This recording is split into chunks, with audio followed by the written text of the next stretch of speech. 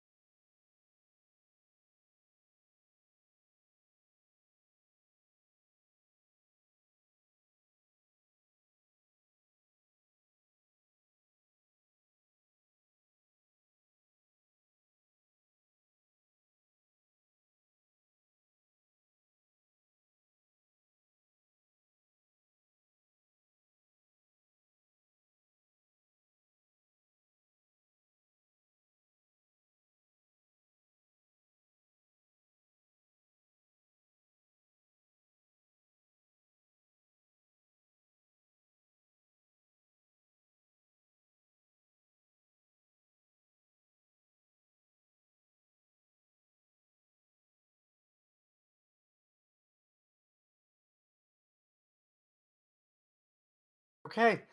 Hello, everyone. Welcome to the IGDA NYC Satellite Showcase on Discord.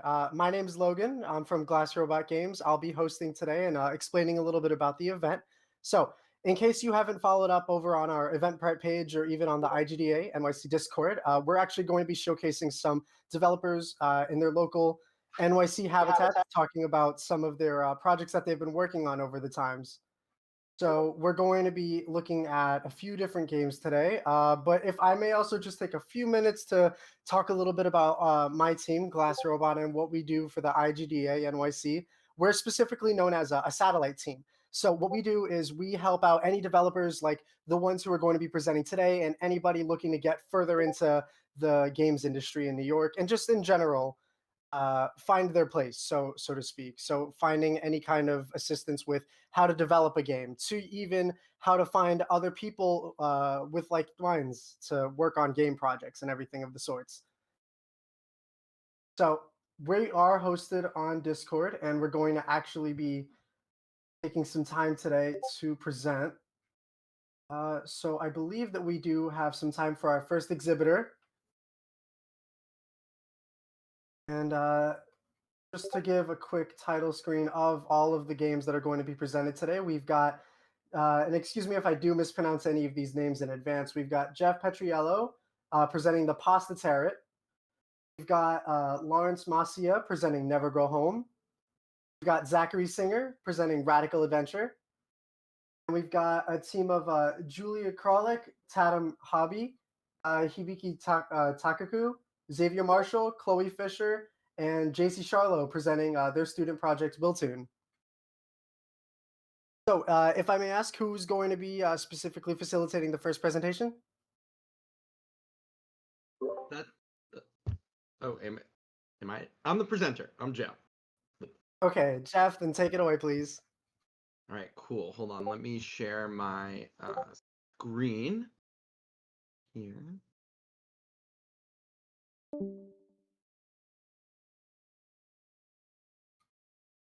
I think we lost him, but I think he's setting up so he can go ahead and set the screen share going. Let's give him a minute. Okay, no problem. Sorry about that. So, hold on. You got it there? It's on the bottom there. It should say just share your screen right next to where your video, where it says video connected.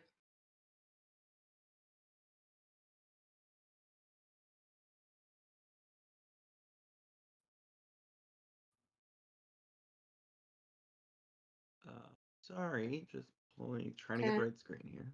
Don't worry about it. No problem. And while he is setting that up, folks, I would like to also direct your attention over to our IGDA NYC Discord channel. In the Glass Robot Games channel, we'll be sharing everybody's links to their games as well as their teams in case you'd like more information. All right, so now we do have his stream set up. Here. 1 second.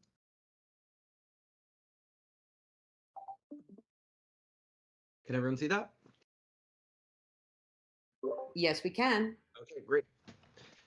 Thanks. So my name is Jeff Petriello. I'm a game developer in Brooklyn, New York. I work at Sam Barlow's studio, Half Mermaid, and I also am adjunct faculty over at the NYU Game Center, where I specialize in analog games. So today I'm going to be presenting my side project that I've been working on for the last few months, which is the Pasta Tarot. Let's move this along. So the Pasta Tarot is a traditional tarot deck based off of the Raider White tarot deck that you may see in your average mystical store or card game store with a spin on it. It all is pasta themed. I come from an Italian American background. I love pasta. I'll tell you a little bit of a story how it came to be in a bit. Let me close this one down. But that's the general idea. The sauce is in the cards. It's going to be full of Italian tradition, and it can be used for games and divination alike. One fun thing about the Pasta Tarot is it's made by queer Italian Americans for all genders and ethnicities. So we're updating some of those traditional images you might see in another tarot deck. So the origin of the Pasta Tarot came when I saw one of my friends, Rob, who is creating this deck with me, in his drag persona, which is Isa Mia Mario. Isa Mia Mario wears and creates pasta drag looks. In this, you'll see a bucatini whip. He's also wearing a bucatini skirt there. It's really fabulous. And part of Isa's show is they actually read pasta auras. So this is an original idea that Isa came up with. Very familiar with all the different variety of pasta shapes. And what they do is ask you a few questions about yourself, sit down with you, and sort of like take a moment and focus, and then reveal to you what your spiritual pasta shape is, depending on your personality. So when I saw this, my brain just started going crazy. I was just like, how are you in tune with these spiritual properties of pasta? This is an incredible talent. People really enjoy it. It's a really fun time. It's just a confluence of a lot of my interests. So I reached out to Rob and said, you know, I have been reading tarot since I was a teenager. I've been reading tarot for over 20 years now. And in my mind, we can blend these two practices together to make something really unique and new, but that's really familiar to tarot enthusiasts and beginners alike. So that's kind of how the idea started. It's the confluence of these two sort of spiritual, playful practices in one. So here are what some of our demo cards look like right now. You might recognize the Fool, the Magician, the Ace of Wands if you're familiar with any traditional tarot imagery. The Fool and the Magician are examples of how our major arcana in the Pasta Tarot is going to borrow very heavily from what you traditionally see. So we're really reinterpreting those characters. You'll see the Magician here is modeled after your Nona, your grandmother in the kitchen, which is very different than sort of the young male magician that you see in the beginning of the traditional tarot. But the spirituality of it is kind of the same. Here's a character that's really equipping you with all of the knowledge and tools you need to start your journey in life. And that Fool is the character on that journey. Whereas you can see the Ace of Wands here on the left is where we kind of stray from tradition. So in the Pasta Tarot, each suit in the tarot is represented by a specific type of category of pasta shape. So wands are long noodles. Pentacles are are eclectic noodles. That's going to be your farfalle, your rollatini. You're going to have short noodles as your swords, and you'll have stuffed pastas as your cups. So each of those categories is going to break down into having a different pasta shape for each one of those minor arcana suits or traditional suits, pip suits, whatever you like to call them. This is another example. We have the Two of Pentacles on the right, the High Priestess on the left, and this is our card back in the middle, which obviously evokes a delicious Italian meal. So these are some of the demo cards that we have, and we're hoping to attract interest with, and we're definitely looking for feedback on any of these. So in the Q&A, if you have any notes, please let us know.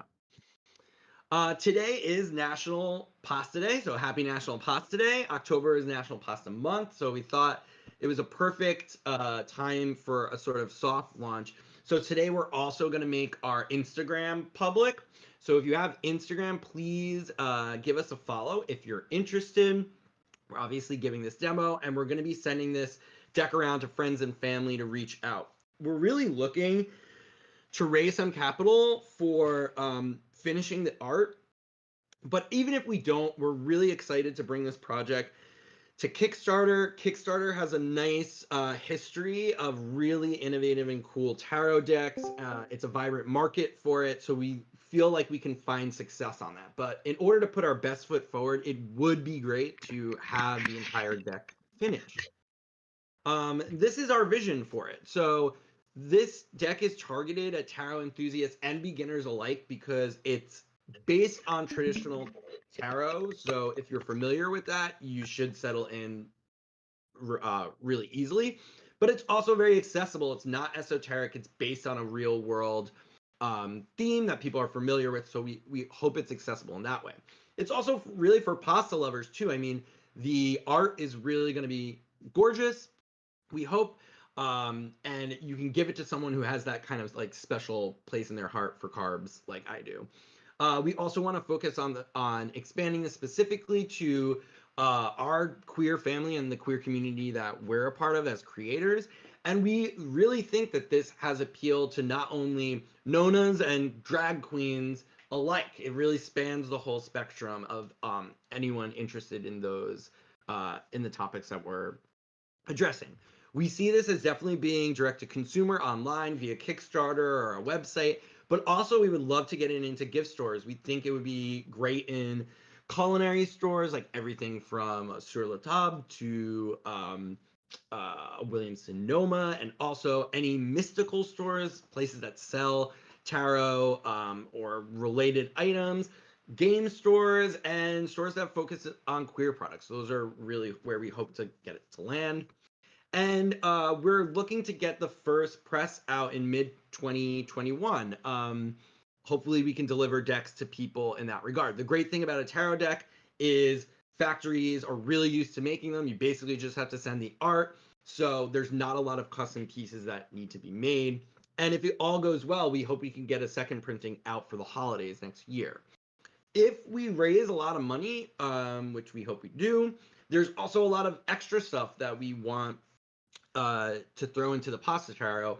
From upgraded materials, we'd love to get the cardstock as nice as possible, maybe a gilded edge or something. A really nice tuck box would be awesome. And we'd love to be able to include a book. And as a game designer myself, as a traditional card game designer just for fun, I'm really excited to distinguish our tarot deck book from others by including actual playful games in it, because I think the tarot is a great game platform. It's basically a tarot deck is just a deck of cards with an extra suit. So you can do a lot of really fun games with it, and we can make up our own under the pasta theme, which I love, as well as pasta theme spreads that are geared more towards divination. I think playing with your tarot card in a non-divinatory sense is one of the best ways that you can get to know it and become better at understanding how it's communicating with you. So I would really love to be able to do that. And my co-creator Rob also has a plan to start his own line of pastas. So we hope to bring tie-in products to this, as he begins that business journey as well. If you are interested in the Pasta Tower and seeing more, feedback in our breakout room is wonderful. I would love to answer any questions or just any comments that you have. But we're also looking for some capital raising, again, to finish the art. We need $9,000. So if you know anyone who might be interested in helping us out with that, that would be huge. Also, following our Instagram will be great, because not only will be showing off the art there, but on the live features, we will be giving pasta and tarot readings for free. So it's a cool place to check out Rob's, aka Issa's, pasta aura reading abilities, and my tarot knowledge as well. I'm going to be really happy to be sharing that. We also have a website, thepastatarot.com. If you go there right now, it is just a Google form to send us your email so we can keep you updated. That's another way that you can stay in touch. And of course, if you do any of those things, you will be notified when and if our Kickstarter goes live. And obviously, if you can contribute to that, we would greatly appreciate it. Yeah, that's it. Buon appetito. That's the pasta tarot.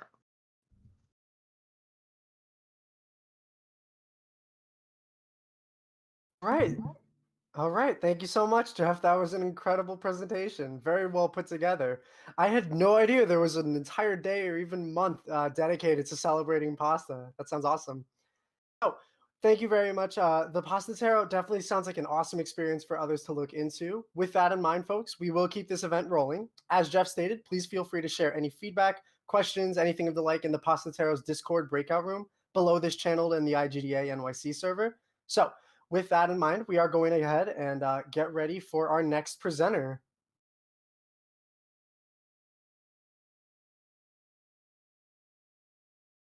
So we've got 3 more presenters up. That will be. Is that you? Yeah, I think that's me. All right, let me get that screen share going. All right, sure thing. Cool. Share the screen. There we go. All right, cool. I guess I'll put some video on too. I did do my hair for today. All right, cool. Sounds awesome, dude. All right, so everything coming through okay? You guys can see all this? Yeah? Here's hoping. Looks like the stream's still loading. I don't know. Okay. That's at least on my end. It's still coming up. I don't see it yet either. Okay. It says you minimize the application. Weird. Okay, so let's try and close that. Do this again. Yeah, see, it's like I'm streaming. Oh, yeah, because it's literally showing you guys in a separate window. Maybe I have to turn off my video too. Because we've got this here. So I'll do one, not the other. There we go. Okay. Cool. All right. Do that to infinity. All right, there we go. There we go. All right. So my name is Lawrence Mascia. I'm a part of Goodnight Games, and we wanted to bring to this showcase Never Go Home, which is our first outing. We're normally a mobile game developer. We're switching it up to PC, and this is going to be our first outing, which is a Metroidvania psychological horror space exploration extravaganza called Never Go Home. So I've got a little bit of our demo right here. Obviously, this is a pre-alpha build, so go easy on us. And I just wanted to show a little bit of it today. So let's hit play.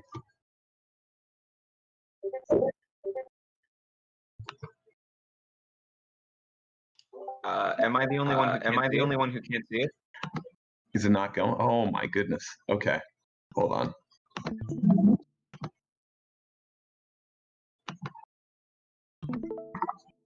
Trying again. All right, how about now? It looks like we can see it. Okay, here we go. So we're loading into the world right now. Never Go Home takes place in a kind of Warhammer 40K meets cyberpunk hellscape universe, where you're pretty much a disposable person on a disposable ship, and your goal is to figure out what has happened to the Eternum, which is a ship that first kind of prototyped warp drive, and we lost them to the void. So if any of you guys have seen the movie Event Horizon, we kind of have a similar plot going on there. Actually, at the moment, Lawrence, it doesn't look like we can see the actual gameplay. We can just see the actual Unreal Event window open. Oh no! Okay, hold on. Let me try. Let me try this one more time. That's so weird. Okay, so we got there. All right, so Never Go Home game preview. Let's get it going. Okay, can we get the preview going, or does it not want to? There. Let's see if I can do this in browser instead. All right, there we go. We'll just have to do it through this.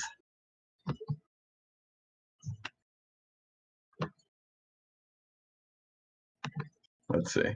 You guys can see this? Everything's playing fine? At the moment, we don't have a stream available. Oh Are you sharing your screen through Discord? Yeah, sharing my screen through Discord. This is so weird. Maybe I'm just awful at computers. I don't know. Oh, it's just the Discord, Lord. Okay, here we go. Let's try one more time. How's this? We can see it.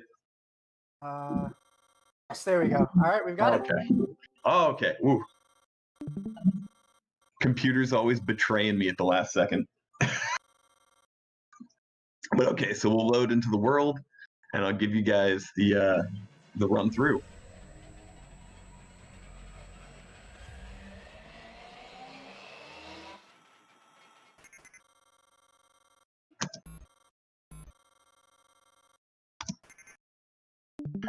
So okay, essentially in Never Go Home, we have a series of platformer mechanics that plays a little bit like Metroid and a little bit like Contra.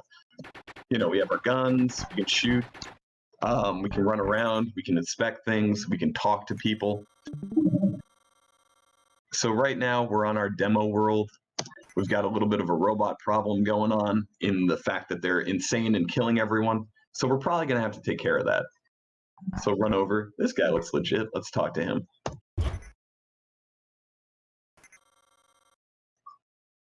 So we can pick any sort of response. Doesn't matter, sassy or no. So mostly these worlds are going to be populated by a variety of NPCs that you can talk to and interact with. And the interesting thing we're exploring with this game is, if anyone's played Eternal Darkness on the Gamecube, we're going to have a similar insanity mechanic because you're going to have an interchangeable crew in this game. And they can kind of go insane based on what you're doing and how you're performing within the game world.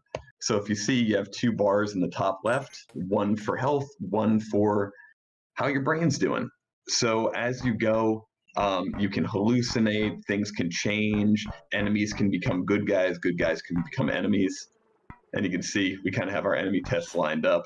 We got, oh boy, We're gonna have to play good now.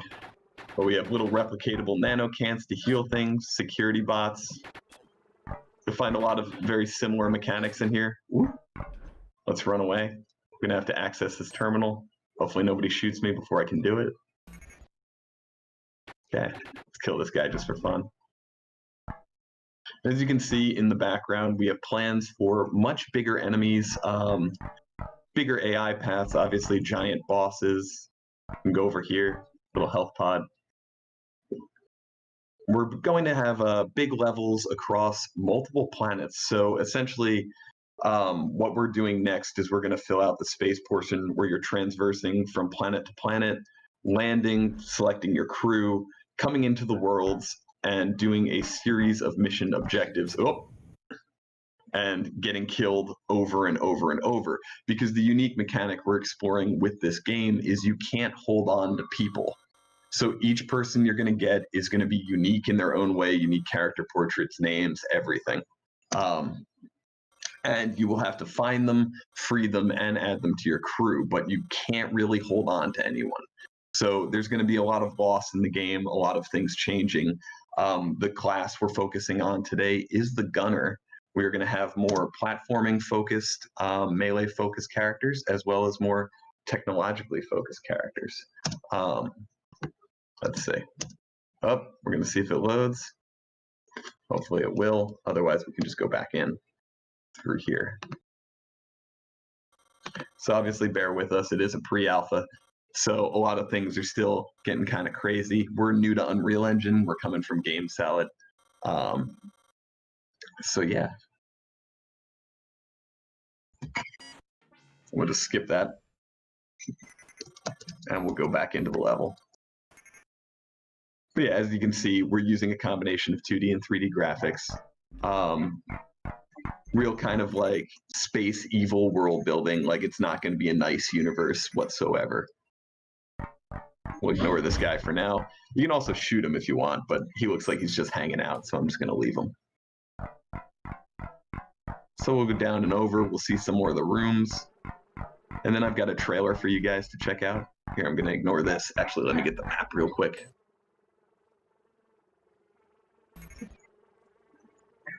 So we can check things out.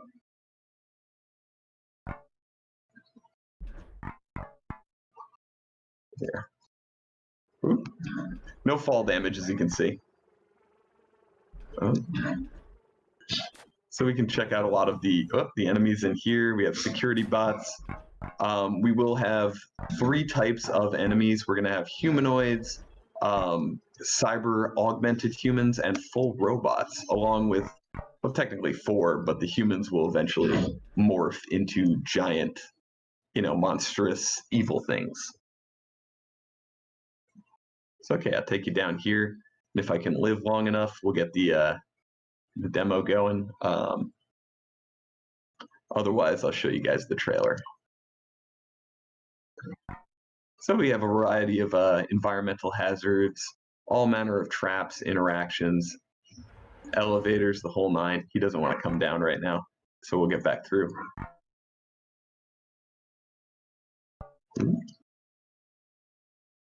So we're looking at release probably sometime in the next year or so. With that said, if we could queue up that trailer and take a look at it, because this is kind of all coming together. Like you can see all the areas are skinned out. So we're really working hard on this one as our next kind of title. So yeah, do we have that trailer to check out? Scott, you got the trailer?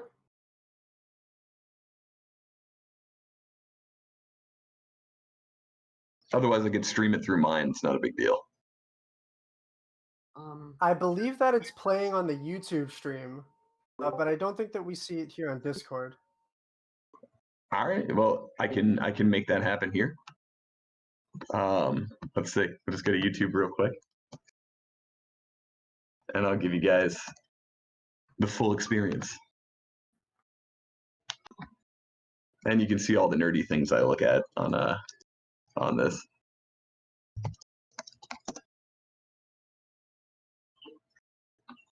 There we go. So we'll have a look at the teaser real quick.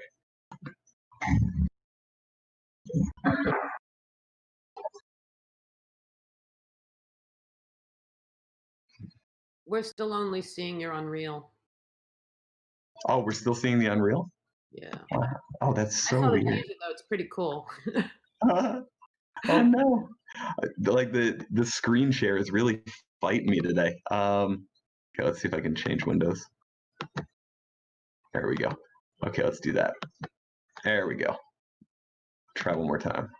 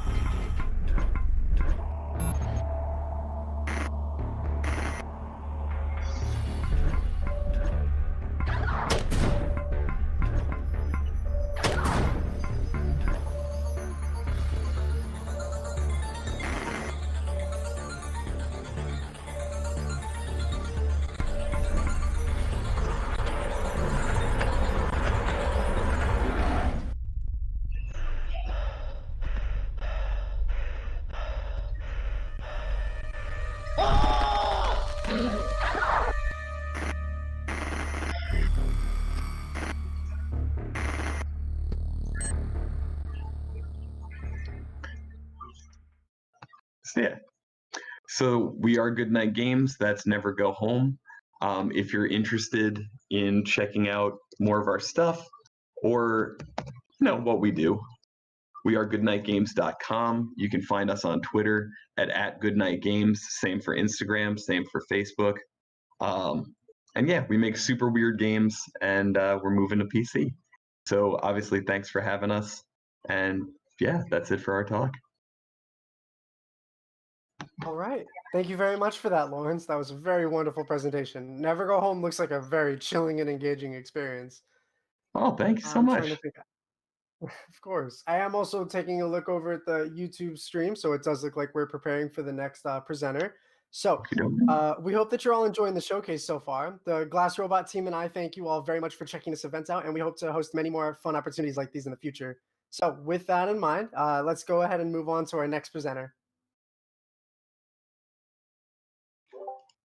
Would that be me for Radical Adventure? I was about to say, it looks like you are set up over on the YouTube stream from what can I see. So yes, Zach, that's up for you for Radical Adventure. Okay. Yeah, okay, so I had before I had recorded like maybe 15 minutes of gameplay, but I could probably just actually share the game instead, screen share that. Let me just do this. Yeah.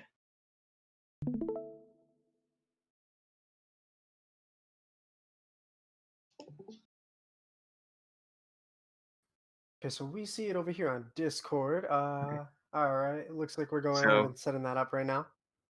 Can everyone see it? Yep. The file select screen, and I'm moving around. Yes, we can see it. Okay, cool. Yeah, so I'm Zachary Singer. I'm a gameplay programmer. I live in Long Island. This is a project I started several years ago.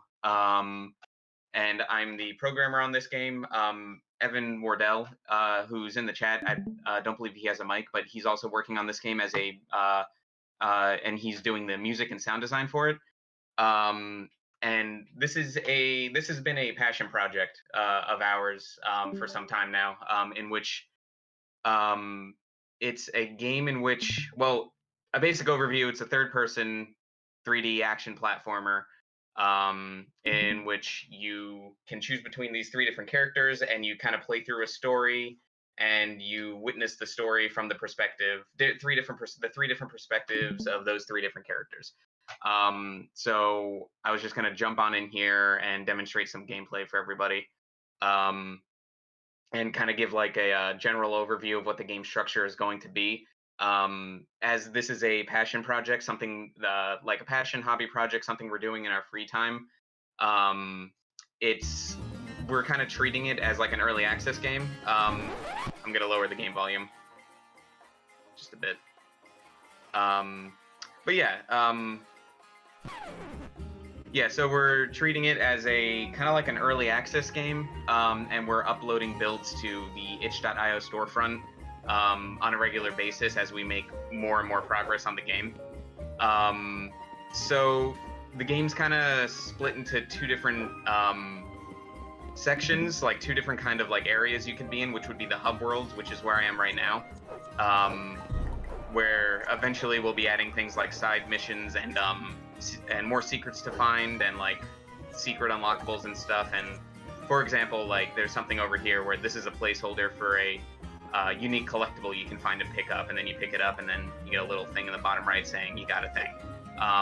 That's eventually going to be used as a currency you can use to upgrade your abilities. So yeah, this open hub world area is kind of used for right now. There's not too much to do in it yet. Just explore, find what secrets you can. No side missions. Side missions aren't in there just yet. But yeah, there's some water physics. You fall underwater, you move slower, and you jump higher. As an example, up this way, like on top of this building here, I got a placeholder for, you know, a bonus ability you can pick up. This box will eventually be replaced with some sort of actual item, but it's a secret ability that for now I'm calling the slam shoes, which in midair you can press B and slam like right into the ground, and you can use this for like precision platforming, or for something like this where you can break through certain platforms and find secret areas. And that's one of the abilities that will be upgradable, and I'm gonna cheat real quick and upgrade it to level 2, in which it also can damage nearby enemies with that little shockwave thing you see. And you can also use it to like knock things around in the environment, physics objects in the environment like that. Yeah, as I said before, the game is split up into hub worlds and action stages, where like the action stages are like they're linear like obstacle courses. You have to get from point A to point B as fast as you can. So that's where I'm going right now. The entrances are attached to that hub world, and as you're going through the story, you'll unlock more entrances to more levels. And you kind of have to find them in the environment. They're not going to be like too hidden. We'll probably be using like landmarks or some way to let the player see where to go next, give them an idea, but we don't plan on having, say, like UI indicators overlaid on the screen.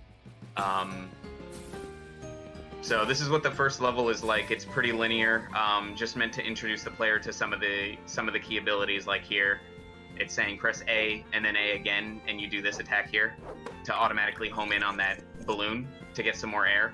And then you hold X to go faster, and while you're using the speed boost ability, you can also hurt enemies. So yeah, so this is I'll just continue playing through this level for a bit. So you're gonna have like, you know, challenges like that where, you know, you gotta, you know, some timed button presses, some reflex stuff, and, you know, up here showing the player how to chain together those like kind of that kind of like homing attack in order to like get up to higher places.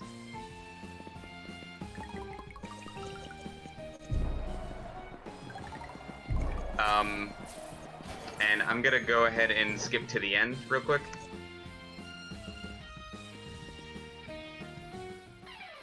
And we do plan to have some sort of ranking system for each level where the player will be able to see what their best time is, and we'll give them some sort of rank based on how well they did. At least that's the plan. I mean, all this is subject to change because it's kind of early, but the ranking system is very simple. I just kind of, it's based on how many times you die versus like how quickly you got to the end, or it takes those two things into account. I mean, and here is what we have of the first boss fight so far. There's a little cutscene here. The script and everything hasn't, you know, we don't have like a script writer on the team, so we don't know what the story is going to be like exactly yet. So I'm just going to quickly skip this cutscene and start the boss fight so I can show you all what that looks like. This is what the first boss fight is like. You have to use the homing attack you were introduced to in the first level in order to get up to the boss and hit him.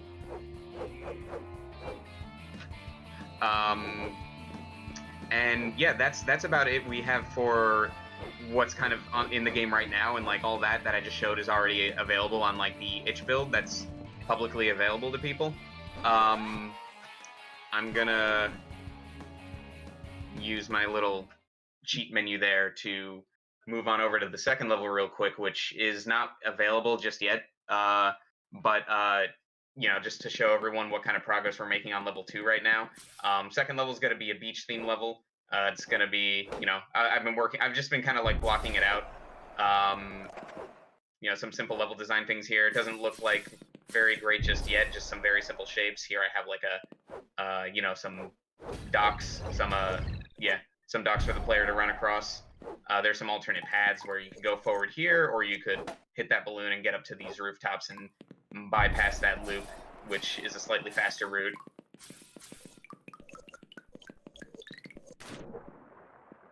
And then we have this like underwater cave thing here where the water level rises and falls. So the water will like rise and fall and like take that obstacle away from me, so I can keep moving. So I kind of have to, if I get there at a bad time, I might get stuck while I have enemies shooting at me. And then also you can also stand on platforms that will be floating platforms that will go up and down. And then the other two characters that I can show off real quick. Like I said before, you have the 3 different characters you can play as, and you got the 3 different play styles. They'll be going through the game story, and you'll see like the story from the different perspectives, and you'll be going through the levels in different orders, and they'll have different layouts to better suit their abilities. So this second character, who we're calling Lee, he's not as fast as the first character, but he can jump higher, so he has a double jump. And then he also has this hover ability, where it's like a spin attack, but if you use the spin attack in midair, you can hover in place. So he's really good at like covering long distances or jumping over long gaps and getting to high places. Like I could just, for example, like right over here, that platform can only be reached by him because he's the only one who can jump high enough to get that secret collectible. And then the last character, Hazel, her theme is meant to be more of like combat, where she's going to have a special ability that's kind of like we haven't exactly figured out the theming for her yet, probably some sort of like melee weapon she swings back and forth, but also that sends out a projectile as long as she has enough energy to do so. And I can demonstrate that right there. So I have that like little ball that kind of represents the hitbox. And if I don't have energy, I can keep attacking and like swinging it back and forth. But if I wait to get some more energy, then I also get that little projectile. And it follows like the incline of whatever it's on top of, so you can like shoot it up walls. So we'll have like, we could have like certain puzzles where there's like maybe a switch on a wall somewhere and you can only use her to reach it by doing something like that. And then she can double jump as well, but not as high as the other character, because she's not meant to be able she's not meant for platforming in the way that character is. Yeah, and I guess that's about it. The levels will have slightly different layouts to better suit their abilities, but for the most part, the levels will be pretty similar anyway. So yeah, I posted a link to Radical Adventure, the itch page, in the Glass Robot Games channel. There's a build online right now. You just can't. The hub world will look slightly different than what it looks like now, and the second level isn't in there yet, but you can still play like a little demo we have up there now. And yeah, that's it. Thank you for having me and letting me present. Okay, no problem. Thank you so much for sharing, Zach. Radical Adventure looks great. Lots of fun movement options and quite the expansive world to explore. And for a passion project, it seems like you've got a lot done already. So as a quick aside, everyone, if you have any questions or feedback points to provide our wonderful devs, please feel free to share after we finish with these showcases. They'll all be available for individual Q&A sessions here on the IGDA NYC Discord server. So with that said, let's move on to our final presenter. The team working on Wiltune. Are you guys ready? Yeah, I think so. Hello. Hello. So we have a little bit of a gameplay video. It seems like we might be able to share from my screen just to make things a little bit easier. Let's see what happens. Yeah, Chloe, just let me know when you're ready. Got you. Would you like to do some introduction, Julia? Yeah, absolutely. So today, me and Chloe are here. We're two of the artists on the project, and we are made up of a team of 6 students. Um, Myself, Julia Krawiec, Chloe Fisher, who's here today, Xavier Marshall, Hibiki Takaku, Jacy Scharlow, and Tatum Hobby are all part of our team. Yeah, and so we're going to be presenting Wiltune today. It is a 3D stealth game that is has some puzzle theming, and it's set in a desert and a village that is losing time and are trying to steal magical artifacts from like lavish city environment. So it looks like our gameplay stream is up. Oh, it's working. Awesome. Let me know when you're good, Chloe. All right, I'm just gonna press that play button. Let me know if All there's any right, let's problem. go for it. Yeah, so All here we right. are starting out. As you can see, our main character Mitra has just broken through the window in the back. And this little door is shutting, and she needs to figure out how to get past here. So here's our main mechanic. Basically, Mitra has to sneak through this environment, and she has the ability to slow down time or change time effects in these little gear zones, as you can see. Um, so you can move these little music boxes around, um, and as you can see, the door, which once was just slamming shut, is now been slowed down so she can walk through. Here's our first guard in the level. You don't want to get caught by them because then the game's over and you got to restart from your last checkpoint. So you want to make sure not to be seen by these guards. So this is the intro level, so it's pretty easy to get past this first guard. Um, yeah, Chloe, do you want to keep talking about it? Yeah, sure. So this specific level of the mansion is split up into a few different parts to kind of start introducing these mechanics. And one thing which our video does not actually showcase is that in all of these time zones where you see that guard slows down for this level, the track changes to kind of help indicate what sort of time you're using. So right now we're listening to the overall mansion track, but there is a different version who our sound designer and programmer Hibiki created that is like a slow version. It's not actually slowed down, it is just stylized to get the feeling of a slower version of the same track. So here now things are getting a little bit more difficult in the library. You see our objective changed to find that key for that door to progress.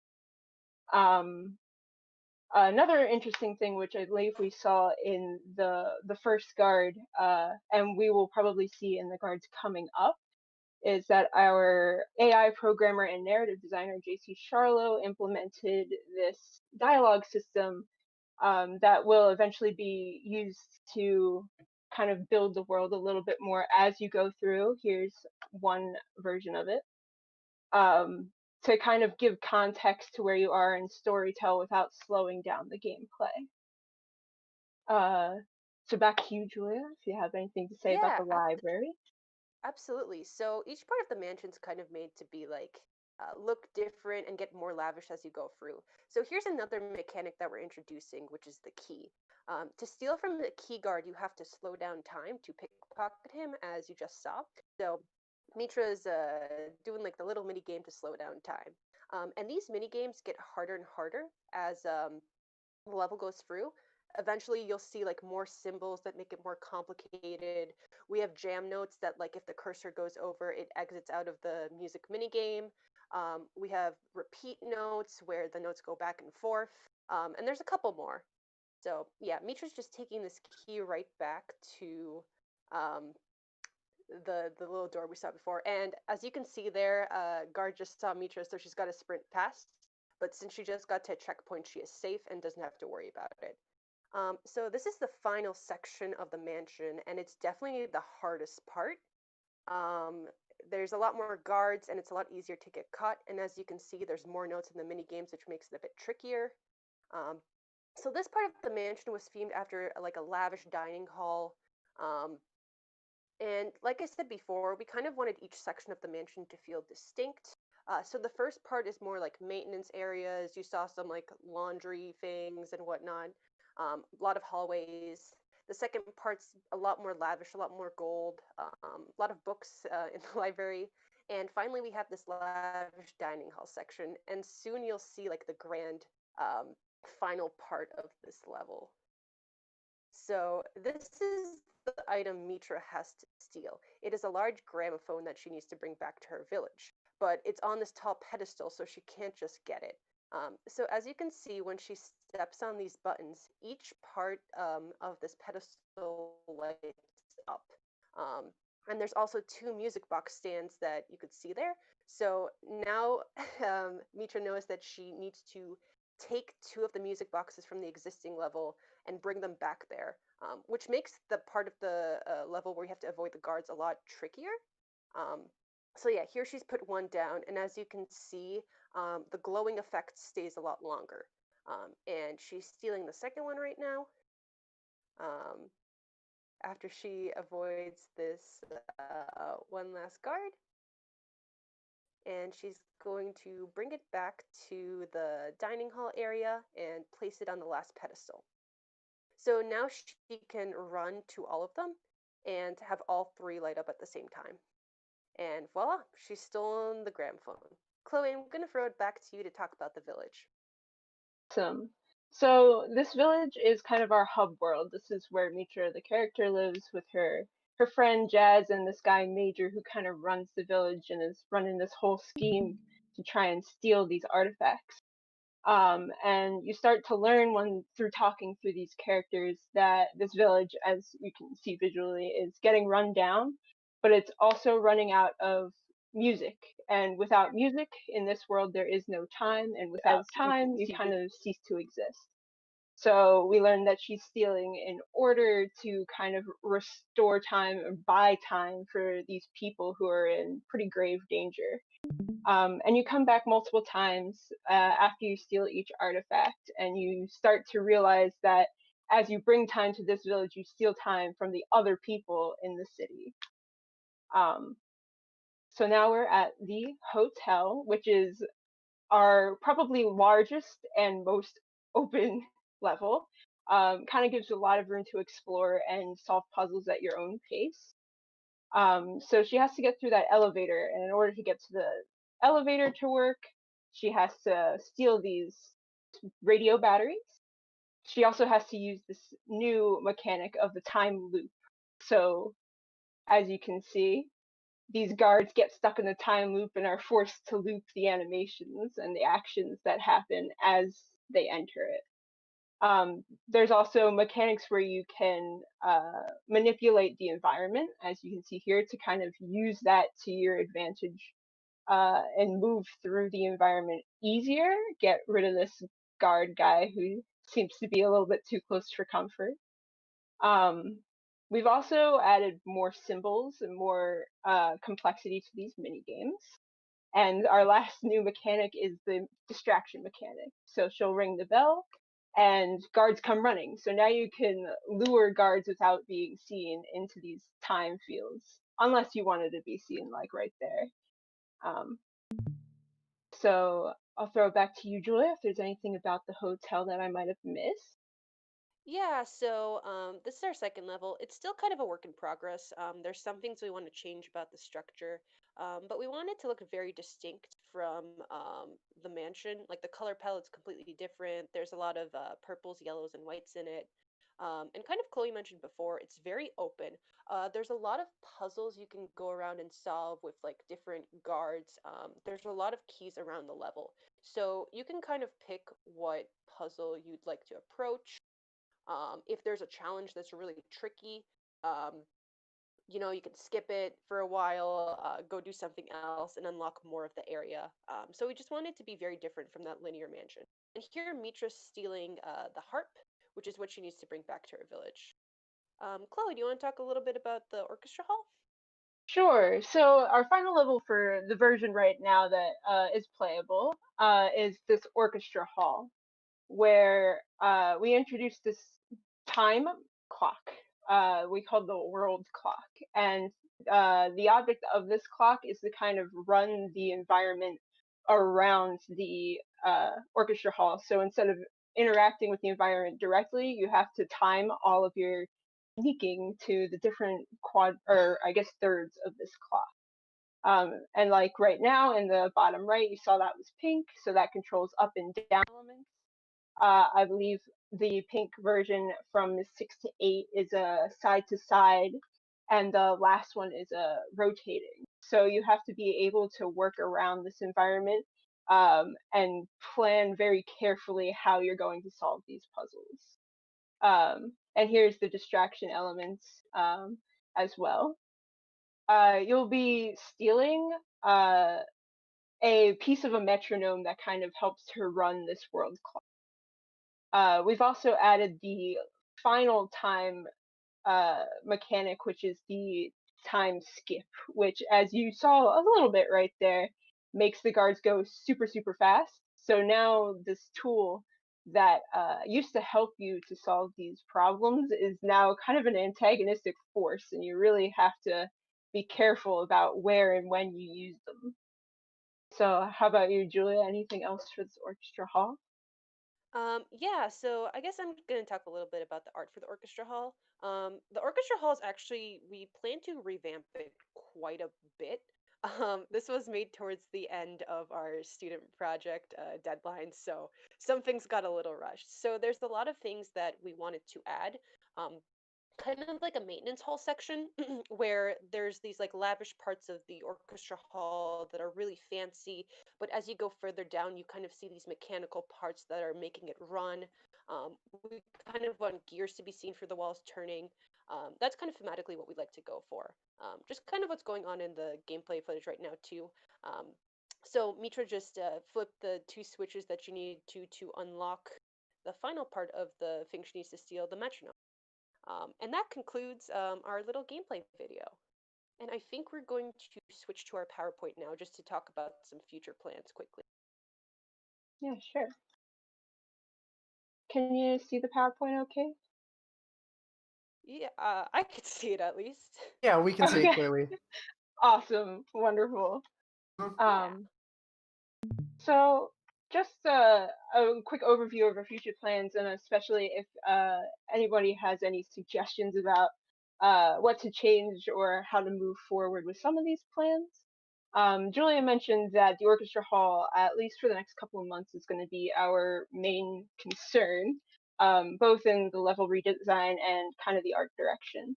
And she mentioned those mechanical passageways that we'd like to build as a kind of like a sub level of the orchestra hall.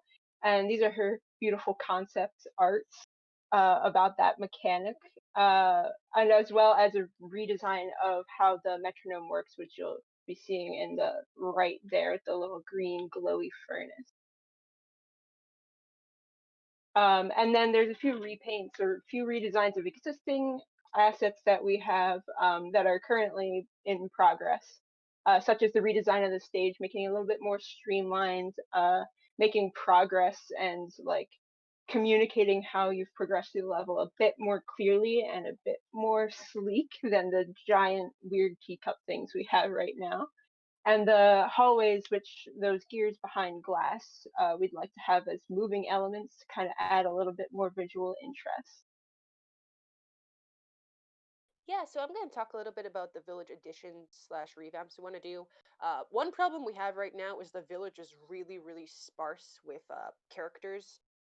Right now we have two others, Jazz and Major, which you saw, but we want to add 3 or 4 other unique characters you can talk to, and a bunch of like NPCs that kind of like fill up the village a little bit more. It's supposed to be a little bit empty, but we want to give it a bit more space than that.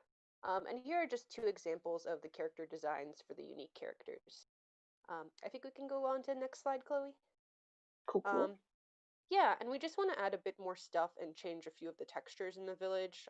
One important aspect is this little almost music box element that the villagers are trying to build to keep music in their town. So just bringing more emphasis to that and changing around some of the textures and adding some elements like bushes and whatnot. Yeah, and that's in general what we want to do for the village. So for future, Oh, oh, go ahead, Chloe. oh, sorry. So one of the main difficulties we've had in play testing and even testing it ourselves is that the difficulty curve between the mansion and the hotel, the first and second levels, is extremely steep. So we're thinking about adding that fourth level to kind of help facilitate players moving through this game instead of kind of shoving them into more open concept puzzles right away. And we did talk about more things in the village, especially more environmental storytelling as well. Mixing up some of the guard models and making the models for the guards with the keys more unique so that they're easier to spot once we have crowds of guards coming into the same time field. Revamping parts of the hotel that maybe are a bit performance heavy or are a bit broken as of right now, quite honestly. And then especially menus and loading screens, which are important, but have unfortunately fallen kind of to the bottom of the list. So it'll be taking more time to figure those out. Yeah. Thank And you that for is listening to our presentation. That's about all from us. I think so.